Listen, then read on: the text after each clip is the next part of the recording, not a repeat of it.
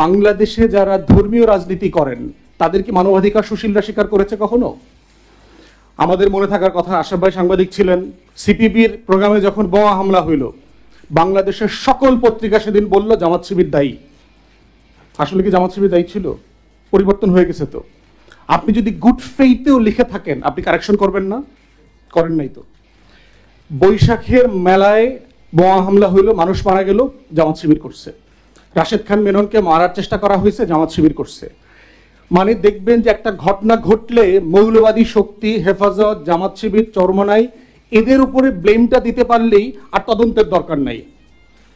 তাহলে এই যে সিলেক্টিভ হিউম্যান রাইটস আমরা দেখলাম চর্চিত হয়েছে, বাঙালি হইতে বলা হয়েছে আমাদের পাহাড়ি নাগরিক যারা আছেন সেই সকল ভাই বোনদেরকে ৭২ সালে নাগরিক হইতে বলা হয়েছে। জানি না ওনারা এখনো বাঙালি হয়েছেন কিনা, তো লড়াই সংগ্রাম করা লাগতো না। আমরা কারেকশন করেছি, আওয়ামী লীগ করেছে। যেই বাঙালি জাতীয়তাবাদ আমাদের ফাউন্ডিং ফাদার্সদের ডিক্লারেশনে ছিল না, আপনি এটা যোগ করলেন কেন? আপনি নতুন আইডিয়া ইনসার্ট করলে বিভক্ত করলেন কেন? আমাদেরকে প্রয়োজন ছিল না তো, সবাই তো বাংলাদেশি, সবাই এদেশের নাগরিক। তাই এই যে কালচারাল ফেনোমেনাগুলোর জায়গা থেকে আমাদেরকে অ্যাড্রেস করা দরকার। করণীয় কি? প্রথম করণীয় হচ্ছে, বলেছি যে এই সরকার, যেহেতু এখানে উপদেষ্টা মহোদয় আছেন, এই সরকার ১ নম্বর কাজটা করে নাই, কিন্তু অনেকগুলো ৪র্থ নাম্বার ৭ম নাম্বার কাজগুলো হাতে নিয়েছে। সে জুলাই আগস্টে ঘটে যাওয়া বাংলাদেশের নৃশংসতম গণহত্যার কোনো তদন্ত কমিটি করে নাই। আমরা পাবলিকলি এই গণতদন্ত কমিশনের প্রস্তাব করেছি, কাঠামো প্রস্তাব করেছি, কিভাবে হতে পারে প্রত্যেকটা বলেছি। এটা যদি জাতিসংঘ কিছু অংশ করে দেয়, আইসিসিতে আমরা কিছু অংশ করি, করবে, কোনো সমস্যা নাই। কিন্তু আমার গল্পটা তো জানতে হবে, যে রাশেদ বলেছে, বহি ভাই বলেছে, আরো যারা গুম ছিলেন, সায়ন্ত ভাই বলেছেন, তার গল্পটা তো শোনার ব্যবস্থা করতে হবে। একটা গণ তদন্ত কমিশন প্রায় ২ মাসে হইল না। আমরা এখনো জানি না কয়জন মানুষ খুন হয়েছেন, কয়জন মানুষ শহীদ হয়েছেন। ২-৩টা মব লিঞ্চিং হয়েছে। দেখেন মিডিয়া কিভাবে সিলেক্টিভলি মানে কাভার করা শুরু করলো, টক শোতে, প্রত্যেকটা জায়গায়। মানে অ্যাজ ইফ একটা সুইজারল্যান্ড ছিল, সুজলা সফলা শস্য শ্যামলা নিরিবিলি একটা দেশ, সাডেনলি আমরা পরের দিন সকালে উগান্ডা হয়ে গেছি। আরে কি ব্যাপার, সুইজারল্যান্ড উগান্ডা হয়ে গেল যে? আরে মব লিঞ্চিং এর মধ্য দিয়েই তো দেশ চলছে গত ৫৩ বছর।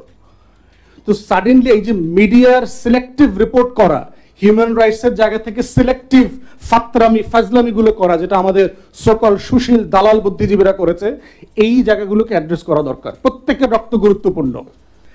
আরো ৩টা গণহত্যা কমিশন হওয়া দরকার ছিল, কিন্তু সরকার এখনো করে নাই। আমরা বারবার বলেছি, গত রেজিমে প্রথম গণহত্যা হয়েছে পিলখানায়, পিলখানা গণহত্যা। রাষ্ট্রের 2টা বাহিনীকে শেষ করে দিয়েছে, আমার সভরেন্টিকে শেষ করে দিয়েছে। বাংলাদেশে এখনো ১২,০০০ বিডিআর জওয়ান জেলে আছে, এদের অধিকাংশ নিরপরাধ মানুষ। আমার কয়েকশো মক্কেল আছে বিডিআরের, বিয়ে করে পরের দিন আপনার জয়েন করেছে, পরের দিনে ঘটনাটা ঘটেছে, তাকে জেলে নিয়ে গেছে। আপনি চিন্তা করে দেখেন, ২০০৯-এ বিয়ে করার পরে জেলে যেতে হয়েছে।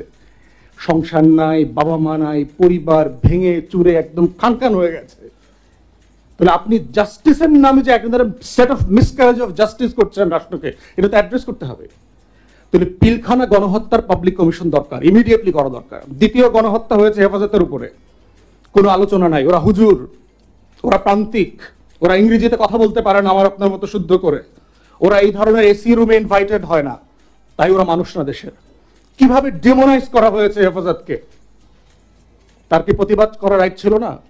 ১৩ দফা নিয়ে আমারও দ্বিমত আছে, কিন্তু যে ১৩ দফা চায় না তারও তো এই কথাটা বলবার রাইট আছে। এটাই তো রাষ্ট্র। তাহলে হেফাজতের গণহত্যা নিয়ে কোনো তদন্ত কমিশন হচ্ছে না কেন? আমরা কি জানি হেফাজতে কয়জন মানুষ মারা গেছে?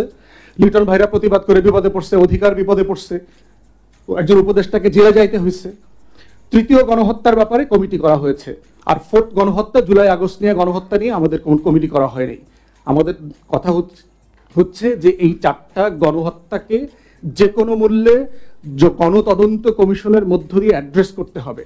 আমার যে হিলিং, আমার যে কষ্ট, ঠিক একইভাবে এই যে আমার পার্বত্য চট্টগ্রামবাসী ভাই বোনরা যারা আসছেন, ওনাদের যে কষ্ট আছে, ওনাদের ৫৩ বছরের কষ্টের কথা শুনতে হবে তো আমাকে। কারণ না জানলে কিন্তু মূর্খতার মাধ্যমে মানবাধিকার লঙ্ঘন হয়। আমি যখন আরেকজনকে জানবো যে আরেকজন ভাই বোনের কষ্টটা কি, তখন আমি এটা রেকনসাইল করতে পারবো যে রাইট, এটা তো মেক সেন্স করতেছে। তো জানানোর একটা দায় আমাদের মধ্যে, সবার মধ্যে আছে।